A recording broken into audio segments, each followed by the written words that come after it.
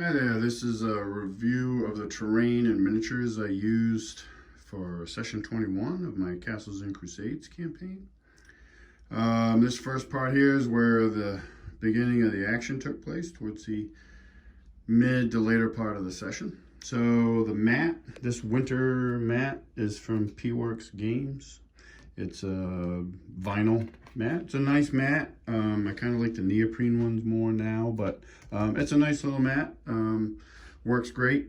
I actually wish I'd gotten it in a bigger size, but I bought that mat a long time ago when I was first getting into battle mats to use in my terrain, and my average board was about 2 foot by 2 foot. That's pretty much what I built all my terrain on and based my encounters off of. So I got this size because I was going a little bit bigger, but pretty much most of the ones I buy now are as big as I can get them, like this Monster Fight Club one underneath, which is a super nice mat.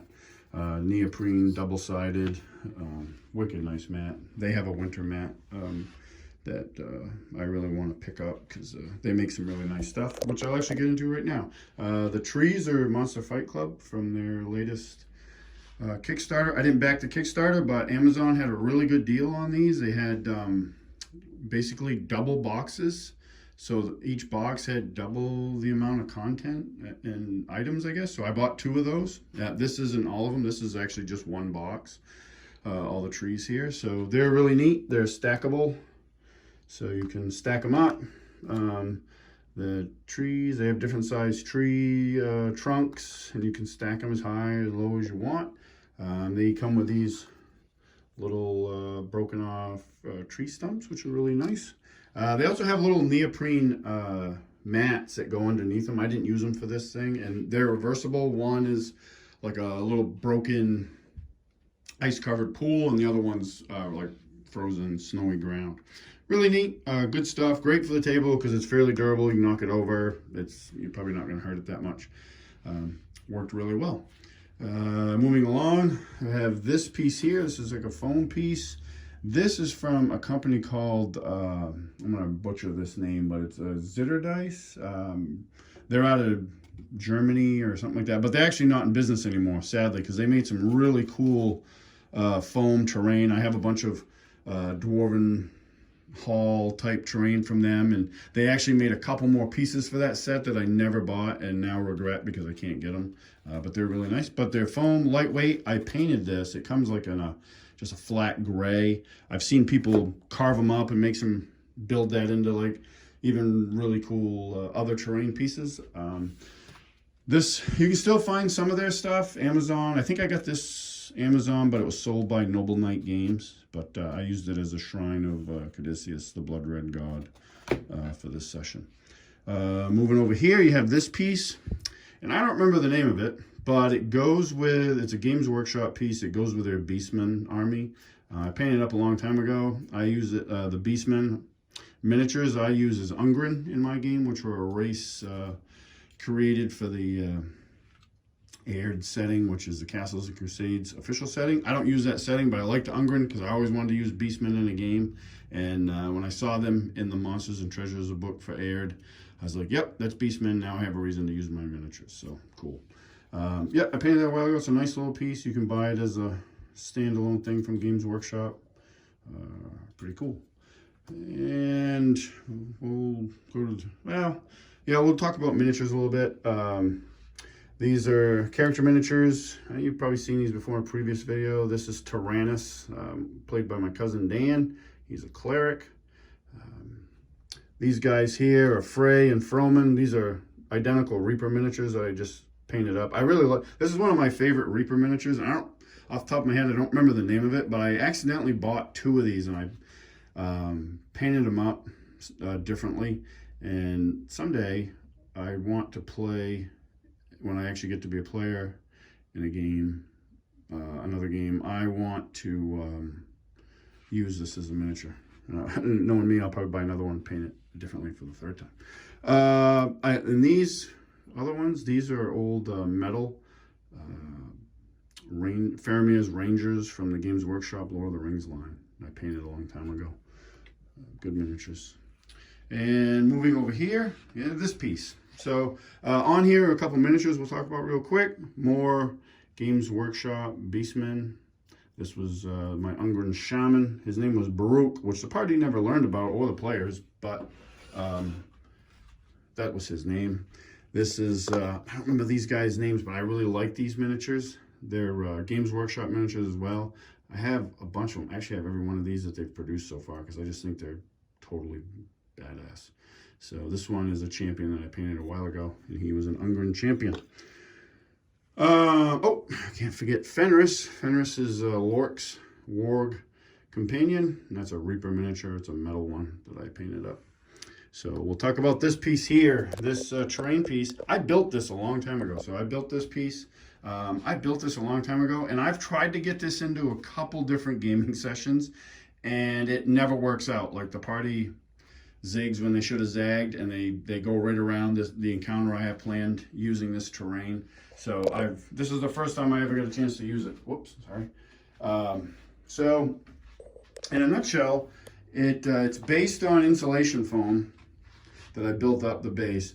The rock formations that you see here all around it are all made from tree bark that I grabbed because I live in a rural area. So that was free material.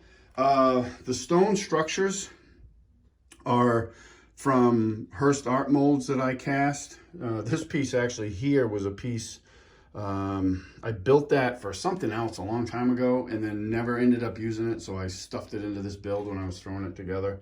And like all my projects, originally this was just going to be like a little single keep on a hill, and it blew up over time into what you see now. So it has a few little playable areas in there. This piece, actually, I designed it so it comes off. A little bit of finagling. So you have this, and I've, like over here, if you look, better angle, there's a resin trap door that I painted. He died twice. I just placed that there so the players, characters could find it, and there was a trap door there that led to some stairs. If you haven't watched the recap I did for the session, there's stairs that led into some caves below. Tree, I want to say that's a woodland scenic tree. The short one isn't. It was something I got off Amazon and put more flocking on, but the taller one is one of the woodland scenic trees that I just painted up. Yeah, it does look like I did add flocking to that because it was a little thin, but not, for what it was a pretty decent tree, and it added a little bit of color and variation to this terrain build. But yeah, it was nice to finally get that to be able to use it in a session. So moving over here, the trapdoor led to this area. This is all Dwarven Forge, built on terrain trays, built up with their blocks that are from the Dungeons of Doom, stairwells, cavern set. Just got this cavern entrance. I've been waiting a long time for them to actually have these in stock. So when they finally did, I grabbed one because I didn't have a real good cavern entrance. So I did that. Yeah, just came down here. This miniature, nothing special. We actually made some kind of jokes about it because it's not really that great of a miniature. But it's a bear, dire bear. Yep, dire bear from WizKids, old miniature. We got Lork, half-orc ranger. A Reaper miniature that I modified for my son's character. He looks nothing like this now, actually in game, because he has a full suit of Ankeg armor. If you're old like me and played the original Baldur's Gate computer game, you could have Ankeg armor made, and he did that because they killed an Ankeg in the early sessions, and he harvested the shells, and at a great cost, he had armor made from it. So he has a really rocking suit of armor, and he just added to it. It doesn't do any mechanical advantage to him, but when he fought with the black dragon, he took scales from it, and now he has a pauldron, one pauldron on his, I think it's his right shoulder, that's black dragon scale, which is pretty cool. Treasure, that's a WizKids treasure pile, nothing special, just painted that up, but it's a good marker. So even though that, to me, that's not the flashiest piece of terrain or scatter terrain or anything, but when you put this on the table, your players will probably get excited because they know there's loot over there. So when I dropped that on the table, they were like, oh, they knew they were onto something. And this guy is really cool. Trying to get some better lighting. The lighting in this room, for lack of a better word, sucks. And try to get a better option. But this is a 3D print that I got off Etsy. I just got it recently. It's the 75th miniature I've painted this year. It's a Vartwood Troll Hunter. And I meant to remember the name of the seller that I got it from, because I've bought a couple other miniatures from him in this line of the trolls, because I think they're really cool looking. This is my version of what the Scandinavian trolls and Castles and Crusades look like. These guys are totally badass. And I have two more, one painted, another one that I bought with this one that's a work in progress. But I meant to remember the name of that the seller, and I didn't, which I apologize for. If anybody does want to know, you can shoot me a message or leave a comment, and I will definitely leave it for you, because they do really good prints and really fast turnaround for print, you know, kind of like a print on demand service. So and they paint up really quick and are really nice. So yeah, so that's the terrain for session 21. If you have any questions about it or comments, please leave them. I love to see them, and interact with people that actually watch the videos is awesome. So I appreciate y'all, and thanks for watching.